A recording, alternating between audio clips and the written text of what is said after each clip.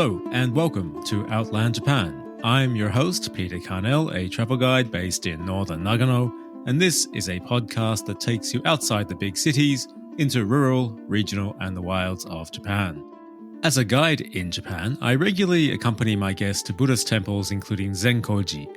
Situated in Nagano City, Zenkoji is one of Japan's oldest and most important Buddhist temples. It is one of my favorite destinations to guide, as the story of the temple itself is engaging. You rarely encounter crowds, and certainly nothing like the crowds you will of the temples of Kyoto and Tokyo. And it's an ideal temple complex at which to explore the principles of Japanese Buddhism. Visitors to the temple are certain to notice something: two very large swastikas on the main hall. Known as manji in Japanese, swastikas are found on all Buddhist temples in Japan, and as you'll hear in this interview, Zenkoji has more swastikas than any other temple. Many guests are already aware of the use of the swastika in Buddhism before traveling to Japan, but it is my experience that even if they are, seeing the symbol displayed so often and so prominently at Zenkoji can be confronting.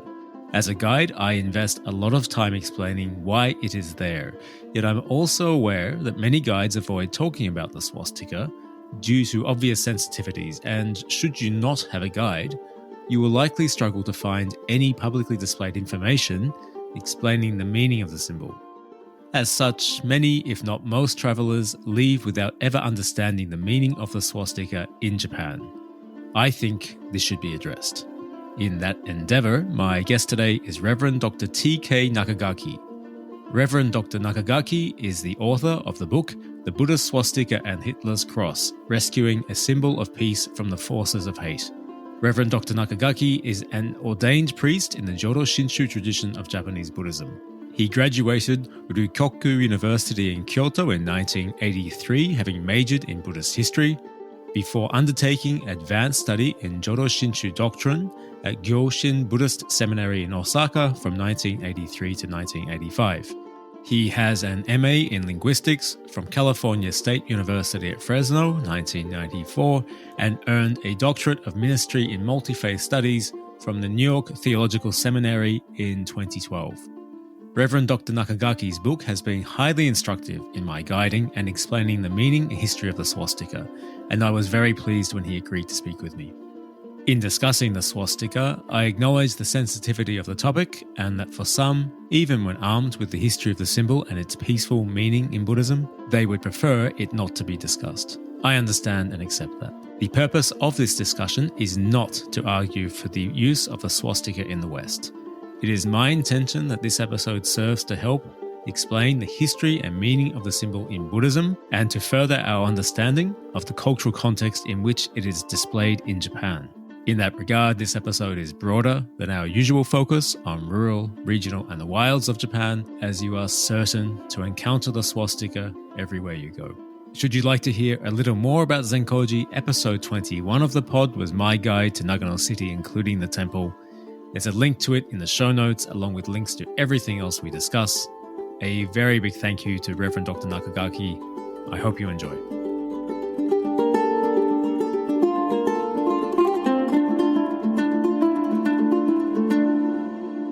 My guest on the podcast today is Reverend Dr. T.K. Nakagaki, a Buddhist priest in the Jodo Shinshu tradition of Japanese Buddhism.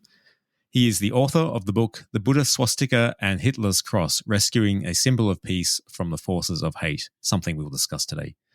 So, Reverend Dr. Nakagaki, thank you for joining me today. How are you? Thank you very much. Fine, thank you.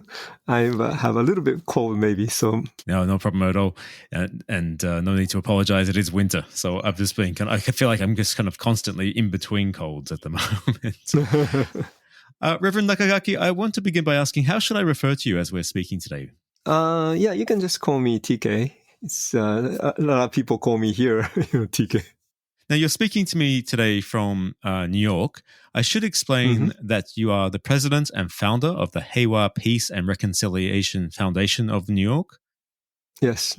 Along with the president emeritus of the Buddhist Council of New York, an honorary board member of the Interfaith Center of New York, and a New York City Police Department clergy liaison. In addition to that, you are a Hiroshima Peace Ambassador, Nagasaki Peace Correspondent, and Honorary President of the Sangakaya Foundation of India. So again, thank you so much for taking time out of what I'm sure is a very busy schedule for you. May I ask, how long have you lived in New York? And could you give me some detail as to the many roles that you fulfill there? Well, I've been living in the United States, first of all, from 1985, and then moved to New York 1994. So New York City itself is about 30 years now. So I used to be the president of Buddhist councils for a long time too. So that's why since I'm sort of like a retired type of the positions. So that's why President Emeritus. And the same as Interfaith Center of New York. I used to be the vice chair of the Interfaith Center. Many things happen, like especially 9/11 time. So I've been involved with many parts of the interfaith, activities and so forth in New York City. So you're semi-retired, but I imagine not really retired. Not really. So I started my own organization, Heiwa, Peace and Reconciliation Foundation of New York, as you mentioned. And that was after I left even temple. I was head priest of the Buddhist temple in New York for 16 years. And then after that, well, since I served the entire organization 25 years, so I thought, I can just step down and then do what I can do, what I wanted to do. So that's what I'm doing. May I ask, where is home for you in Japan? I'm from Osaka, which is like a neighborhood of the New York City. So, no, seriously. I mean, that's why here in New York, so many people from Japan are from Osaka area. Oh, really? Because the lifestyle is very, very similar. It's my understanding you were ordained as a priest in the Joro Shinshu tradition in 1980. Now, Joro Shinshu is one of several major Buddhist sects in Japan. Could you explain the defining principles and practices of Joro Shinshu and what distinguishes it from other Buddhist sects? First of all, Joro Shinshu itself was started by Master Shinran. He lives 12th century, 1173 to 1262. And he was one of the first one who got married and then do the practice of the Buddhism.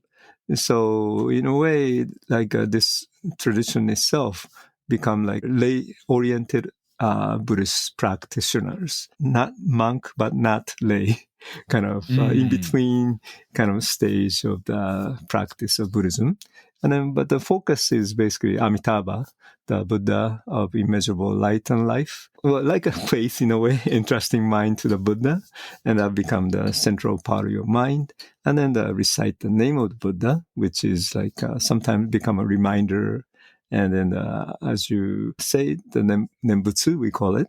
Nembutsu is one of the major practice, saying the name of the Buddha. But then as you say the name of the Buddha, then become kind of oneness with the world of the Buddha. Namo means more like myself. Amitabha is one with enlightenment.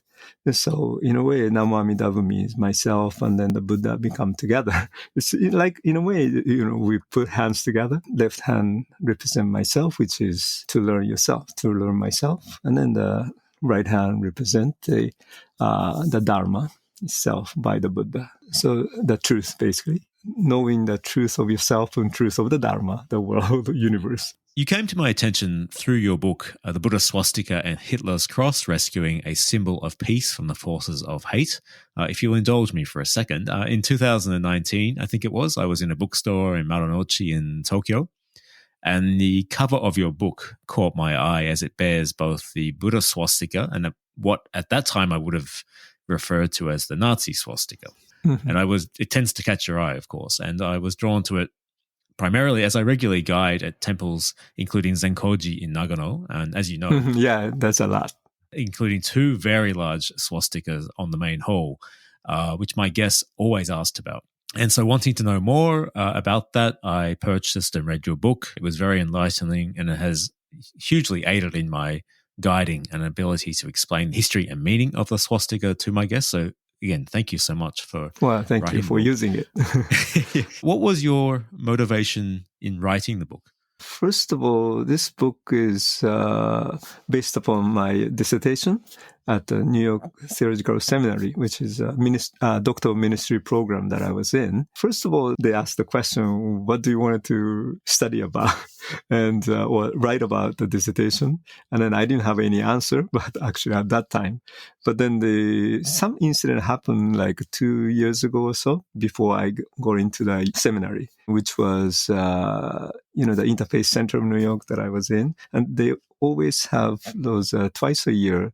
There's a Master Mayor retreat, and the overnight retreat, and then various religious leaders comes together talking about different issues. And then one time we actually talk about the issue on hate crime. They bring the expert, and also we try to share the things from the different, religious view. Normally about 100 people gather. At that point, I think 2009 or so, one of the main speaker, expert from the ADL actually, what he said struck me, because he said swastika is a universal symbol of evil. And so when you say universal symbol of evil, I mean, that makes a big difference. If he said something like, swastika is considered what is called evil in the West or something like that, then that's okay. But then when he said universal symbol, so I asked the question basically myself, and then because since we have Buddhist and Hindu, even Native Americans here, and we do use the swastika as a very auspicious good symbol. So why can you say that's a universal symbol of evil? And then this speaker, expert, didn't know that swastika is a good symbol for other religion. He wasn't even aware. No. Then if that's the case, that this is problematic, and then we thought after his talk, and then we have kind of conversation, this is not right. That came to my mind. And then, what about I'm going to do the research on swastika, because we involve for the interface, right? Because as I said, it's a multi-faith study is the one that I'm in. So something to do with a multi-faith. And then at that time, swastika, when he talked about it, we have all those people gather later. So, this may be a good opportunity to explore. And so I asked whether this is okay for the dissertation. And my advisor said, okay, that sounds interesting. Maybe let's see where it goes.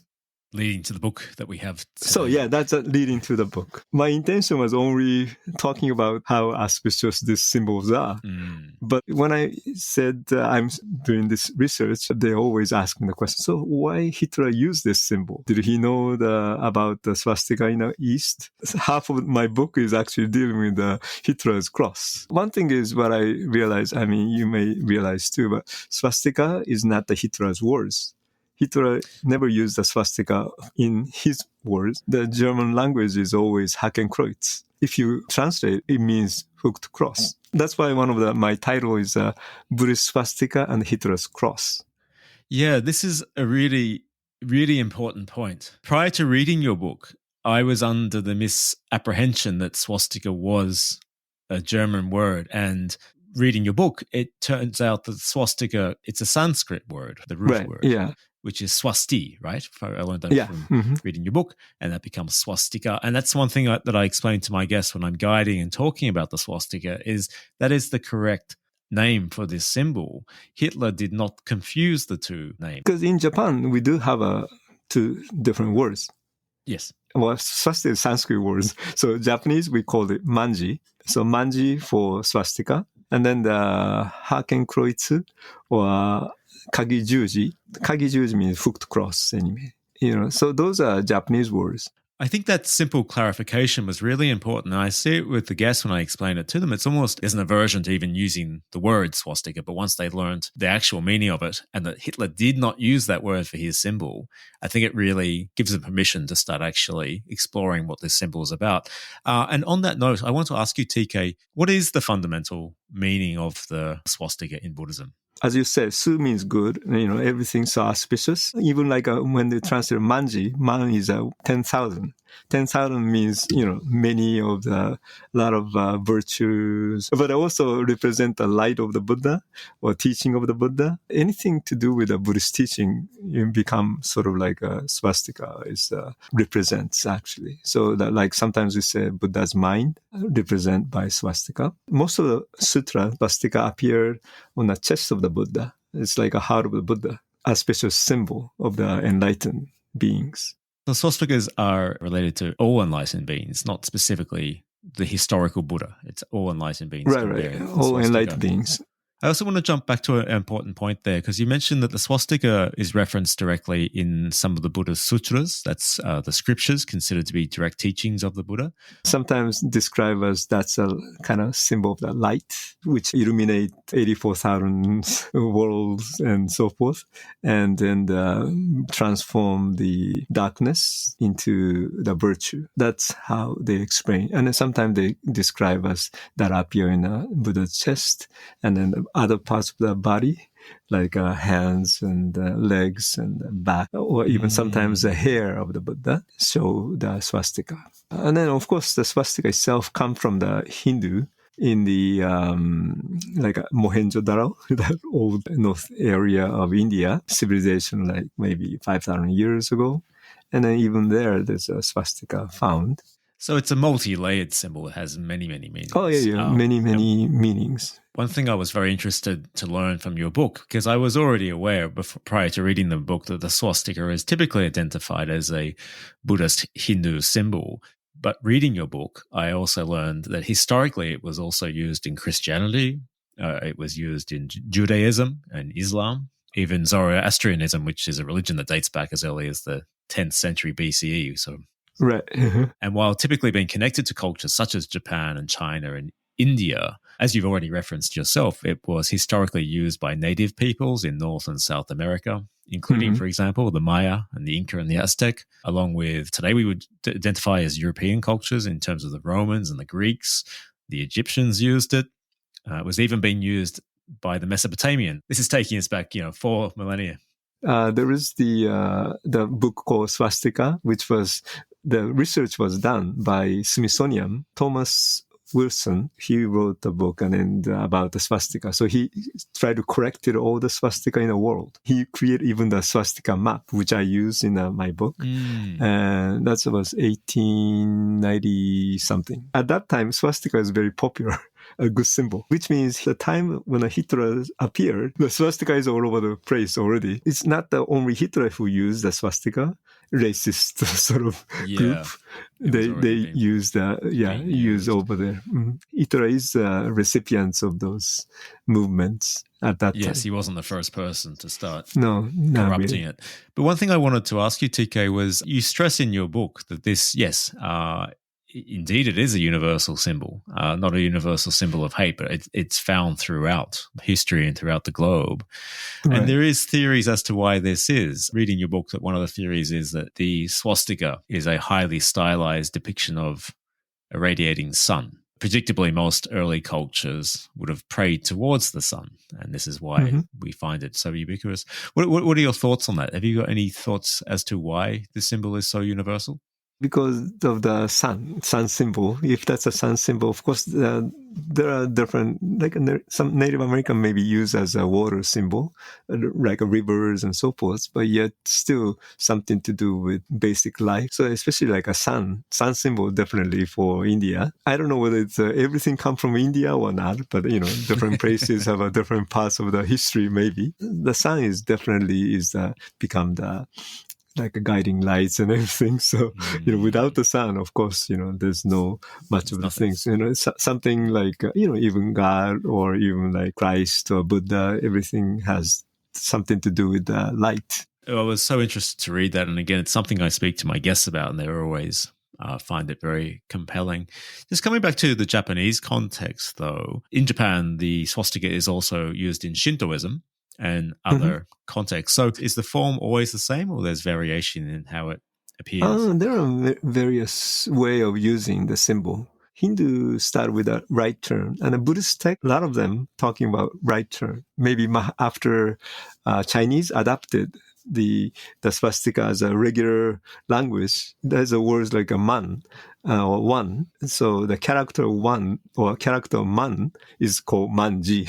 The 6th century in China, that became a left turn instead of right. Probably for writing, it become easier to write that way. As simple as that.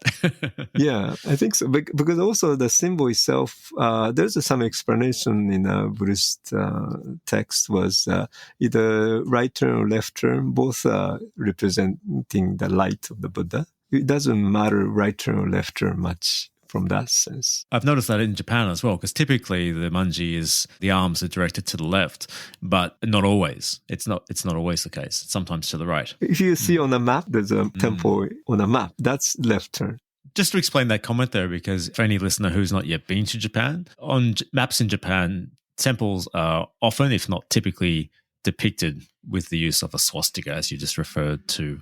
In regards to the use of the swastika in Buddhism, is it comparable to, for example, the use of the crucifix in Christianity or, for example, Star of David in Judaism? Used to be a very big symbol of Buddhism. So, right now, a lot of time you have a statue or, the Buddha image, but then the original do not draw anything on the Buddha part. He wasn't depicted. No, that's why there's different symbols. Like sometimes wheel of the Dharma. Have you ever seen that wheel? Yes, the Dharmic wheel. That's also the very well known. Then also the swastika is another one. And lotus flower is also very well known. Those three are probably the most well known. But then, after the wartime, swastika was because of the Hitler's things, and then that's become less and less after the war too. Because even like here, United States, there's a Buddhist Churches of America. When they have the symbol, they don't use it anymore. It used to be there's a youth group, Young Buddhist Association, and so they have a banner. They have a swastika all over the place, and then the wheel of Dharma. But then the swastika disappears, and the only wheel of Dharma exists. But then you probably see Zenko's temple, you're in Nagano. Yeah, there's many times you see the swastika, but also you see the wheel of Dharma. Yes, they're everywhere. So those are actually very together. Many temples used to be.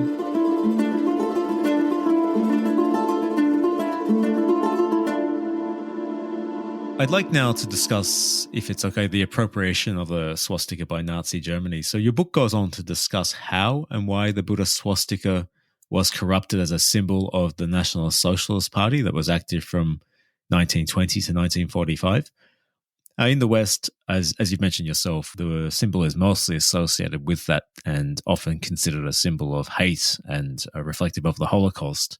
So how and why this symbol came to be used by Hitler and the Nazis is quite poorly understood, I think, by a lot of people, including myself, prior to reading the book. So may I start by asking, and you've already referred to it actually, TK, was the swastika widely known or already being used in Europe in the early 20th century? Of course, first of all, the swastika symbol itself is introduced by Hendrik Schliemann. He did excavation of the Troy. Very prominent German archaeologist, yeah. Right. When he's doing archaeological work, some symbol appear which he was not familiar with, which is a swastika, appear different places and so forth in Troy. So then he started asking the questions about who might be able to answer these questions. And then he went to the Indian expert like Max Muller or what's the other one? Emily, somebody. Sorry. Sometimes, one of the reasons I wrote the book is because, you can read the book. I don't have to speak about it. But totally especially all the names and so forth. Even I read it something, different pronunciation, a different way of reading it. So name is a very difficult one. No, I can completely relate to that. But anyway, so these people introduce the Sanskrit. These are Sanskrit words of the swastika, and then the Max Muller is expert for the Sanskrit. And so that's why it become linguistics is something to do with this particular, even the creation of the Arya. Aryan invasion theory was probably created by the linguist. Because first of all, when they found the Sanskrit language, scholars said, Sanskrit's a perfect language, better than Latin and Greek. Why the India has such a advanced language? One thing in their mind is it's impossible because, the Latin Greek has a more advanced, civilization. So, but then India is not, shouldn't be. This warped theory, why could this, what they thought, inferior people create what is a more advanced language and cultural system? How do you explain it? Big questions at that time too. What they tried to do was compare with the Sanskrit and then Latin and Greek, and then try to find another ancestral language somewhere in between. They call it first Aryan language, Proto-Indo-European. Nowadays we call it Proto-Indo-European language. But then Max Muller actually created Aryan language, which means noble language. If the language is there, then the assumption is, they must have a people who use the language. Then it became Aryan people who are north, so which is whites or something, white supremacy. Then they try to create the history also. To justify it all. Yeah, justification of everything. And so anyway, so that's a part of the Aryan theory, invasion theory. And then Arya become a white supremacy in the north side. And actually Hitler tried to find out where the Arya came from. So he sent to the people to the Tibet. As you mentioned, the swastika was widely known in Europe in the earliest 20th century because of those archaeological excavations. When did the National Socialist Party first start using the swastika? Hitler actually introduced August of 1920 is a kind of famous speech, introduced a Nazi symbol, the Hakenkreuz, basically. And at that time also Hitler mentioned it about this swastika or the Hakenkreuz found in Japan or, India, also Aryan tradition he was mentioning. So it's just a lot of mixing with all those things together. Did he speak publicly about that? Yeah, but that's one of the very, very famous speech. Because of that particular speech, definitely he knew this is the sun symbol, the symbol of the light. He wanted to have the flag. They can devote their lives to their country because, they lost the World War One, big loss in the World War One. So they really wanted to bring back to the country strong with the bride of the Christ. The swastika is a symbol of the Christian. Center is Christ.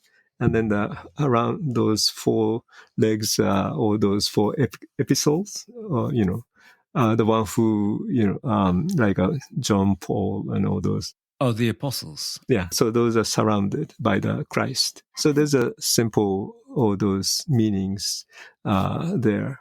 In order to people make together, easiest one is to make one enemy, which is like a traditionally anti-Semitism for Christianity. So it's actually nothing new from one sense, because 2,000 years there are anti-Semitism, all over the place. Hitler, of course, did the same way, but all the Catholic and Protestant together with a new symbol for the Hakenkreuz, hooked cross. So that became a crusade cross. So it's a crusade movement. That's why in my book I wrote it, which was become a little bit controversial for the Christian side. As you said, the initial focus of your research and book was to discuss the Buddhist swastika, not necessarily to focus on this aspect of what happened with it, but it took you there. At this point, I think it's also worth repeating the difference between the two symbols. That the Buddhist swastika is typically, not always, but typically depicted with the arms turning to the left, whereas the Nazi symbol has its arms typically turning to the right and is tilted 45 degrees, so it was changed. And the Nazi symbol is often sitting within a circle of white surrounded by red. And the coloration also has meaning, is something I learned from your book. So intentionally he used the crusade color, red, black, and white. And that he saw the two crosses of the symbol as representing the victory of Aryan man, as you mentioned, this word was taken from Sanskrit, and the victory of anti-Semitism. He saw represented in those two crossed hooks. The swastika is often, if not mostly in the West, known for its connection to what Nazi Germany did with it. And you are a long-term resident of New York. How was your book received? So far, actually, it was pretty positive. Not too much negative. I thought I could get more negative points, but pretty much the, standard as I expected type of way of reacting. Even myself, when I first came to the United States, 1985, at my temple, we celebrate the Buddha's birthday, right? So we make a flower shrine, we put the chrysanthemum, and then make a swastika shape, very front of the flower shrine. So when I was doing that, and then I was in Seattle, and then the member rushed to stop me. You can't do this here. This is a country, this is the United States. This is not Japan. So that's why you shouldn't. And then why do you want to do that? Because more people, when people see those things, and then they feel uncomfortable, bring the memory, and so why do you have to do that? And then I agree. Oh, yeah, that's true. So I shouldn't do. So actually, after that, I decided to try not to use the swastika in this country. Thinking of how the Jewish people might feel uncomfortable, everything. So we shouldn't use it. And what I realized is also Hindu people, they do the same thing. They try not to use those symbols because of that. Even at that time, not people know about Buddhism. Even they don't know Dalai Lama at that time anyway. Nobody knows that Jodo Shinshu is about anyway, and, like that. Even like a bookstore, there's no book at that time. Regular bookstore doesn't carry any Buddhist books. I have to go to East-West kind of bookstore. My decision at that time was don't try to use this symbol in this country. But then after that particular incident, 2009, I thought it was my responsibility. Yeah, understand the swastika or represent, really. It's a symbol of the peace. And we do have those history for 5,000 years or so. Buddhist itself, 2,000 years, over 2,000 years. And then Hindu probably longer. Before I didn't tell anything about swastika, then people now consider that's the evil symbol in this United States. And then as if we don't have to acknowledge anything about the other symbols. This is a hate symbol. That's it. No, nothing else. My art strategy before was try not to talk about those things or, not showing, not to use at the temples and anything like that. But then that kind of resulted to the universal symbol of evil. So then as my responsibility, I feel like maybe this time, maybe instead I have to talk about true meaning of the swastika. Because in Buddhism, our attitude is always need to have a truth. Based upon the truth, we have to discuss. One of the reasons I was so happy you agreed to the interview today, because as a guide, I know that a lot of international visitors come to Japan, encounter the swastika, are very surprised because they're not expecting it. And because people don't give them the information, and it's kind of hard to find the information publicly available, right. They leave Japan without ever really understanding it, which I think is really a big mistake. One of the other reasons I was very keen to speak with you is, I think very sadly around the world at the moment, we see many countries politically going to the right, and in some countries in the West, the reemergence of right-wing groups and corruption of this symbol. And so I think it's important that there are voices out there countering it, not to ignore what happened with the symbol in the 20th century, but put it in context that the National Socialist Party was in power from 1920 to 1945, 25 years, in a context of thousands of years that this symbol has existed. So with that in mind, the final question I wanted to ask you is, are you optimistic about the direction that the world is heading and people's openness to other ideas and cultures and concepts? Yeah, in one way, yes. That's one thing that I learned, at least in this country, used to be. Nowadays, I don't know. Everything is so much of change. One thing I enjoy being in this country, United States, when I talk about it, then they listen. And then they can change their mind. As I see how everything changes in this country, about the Buddhism, of course, but then the, knowledge of the Buddhism, knowledge of the words of the Buddha, everybody knows nowadays, mindfulness. So anything that will be authentic, something really truthful, then that should work out. That's what I feel. So somebody can open up, and then it may take time, of course. But yeah, instead of talking about the false informations and giving all the false information, then in the end, we should have kind of correct information. Hitler never says swastika. That's a fact. It's not. Then all the translation, whatever the reasons are, swastika. become the name for that. So at least if we can make a distinction between Hakenkreuz for those anti-Semitism, because a Christian cross itself has been the anti-Semitism symbol, so then you can call it Hakenkreuz, as even Hitler called. But then if it's a good symbol, so, talking about the peace and, other culture, then this has to be a swastika. There's nothing to do with the violence and so forth. I mean, if you're using the swastika symbol, even Arya symbol, Arya, then you shouldn't be killing anybody, first of all. The exact opposite. Exactly the opposite. So, but then you use the swastika for the bad meaning, then that's totally opposite of everything is kind of upside down right now. For me, what I'm doing is basically bringing upside down to make another upside down. So it become the regular view of looking at the things. It's so interesting because having read your book, I spoke to a monk at Zenkoji, and I said, I read in this book that Zenkoji has the most swastikas of any temple in Japan. Is that correct? And he said he wasn't sure about that. But I asked him, well, why is it so prominent here? And as he explained, Zenkoji is non-denominational. And so the swastika is front and center as an invitation of openness, inviting everybody into the temple. And I thought it's the exact opposite of what it's known for in the West. Right. So that's very interesting. Because there's another temple which was a lot of swastika is Asakusa no Sensoji. Because a lot of people go there too, right? So that's more popular. Yeah, for a lot of foreigners, that's the first temple they visit. Right. So that's the place that we need to have. I don't have exact contact them. So if you know of them, then no, because I live here, so I don't know much of that. And a different school of Buddhism, so that's why. And because some of the temple, I already added the explanation in the one from that book. The one in Kyoto, Jodoshu Temple, that's close to me. So that's near the Gojo-zaka. There's a lot of swastika too on that particular small temple, but there's a lot of swastika. He put it up, and then nowadays, when the foreigner, visitors show to this, ask them to read this, and it makes a big difference. Yeah, I think actually maybe I should directly say it to Zenkoji. I mean, they don't have to listen to me. I'm not anybody. No. Actually, no. Sometimes they listen to the, American people or the people from the foreign. I mean, not Japanese, but then not necessarily Asian. But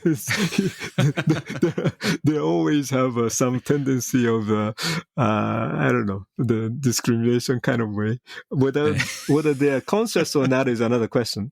They may not be conscious. They may not be conscious, but actually, so it may be an influence from the, because Japan was closed for a long time, right? And then the Westerners open up Westernization makes easier. So they may listen to you than myself. Maybe. I'll try and let you know. Yeah. That would be great.